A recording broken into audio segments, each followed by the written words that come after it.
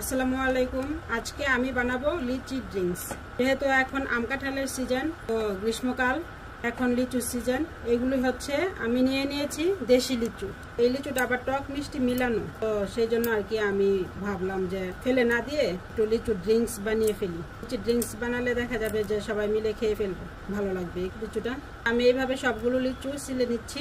সিলে তারপর আমি বাকি প্রসেসিংটা আপনাদেরকে দেখাবো। লিচু ড্রিঙ্কস বানাবো, তো এখন আমি দিয়ে দিচ্ছি এখানে লিচু, খোসা ছাড়ানো, বিচি ছাড়ানো লিচু। দিচ্ছি এখানে চিনি।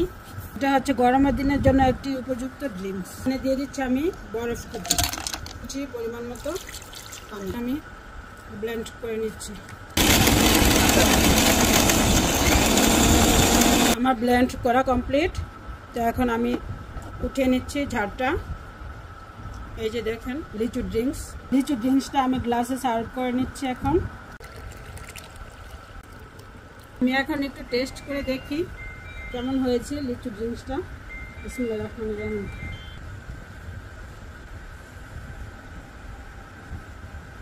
ও মাই গড, এখন তো লিচি টক টক ভাবটা একটুও নেই।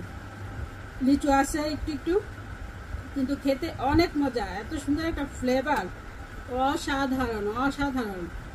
আপনারা অবশ্যই এটা বাসায় ট্রাই করতে পারেন। এই যে ওরা ধানের কাজ করতেছে, তো ওদের জন্য একটু নিয়ে যাচ্ছি বরফ দেওয়া, একদম ঠান্ডা ঠান্ডা ফুল লিচুর শরবত। না আরে কাকি, মাশাআল্লাহ মাশাআল্লাহ, এই গরমের মধ্যে কাজের মধ্যে এই শরবতটা আসলে অনেক উপকারী হবে। মাশাআল্লাহ মাশাআল্লাহ, অনেক মজা, অনেক মজা হয়েছে। আমার কাছে অনেক মজা লাগছে। একদম বরফের ঠান্ডা ফ্লেভার আছে, আসলে অনেক মজা। আর মানে লিচুটা একদম একটু নিলে একটু কামড়ে পর আবার মানে মজা নেই। ডেজি নাও লিচু শরবত নাও। ইলা কোথায়?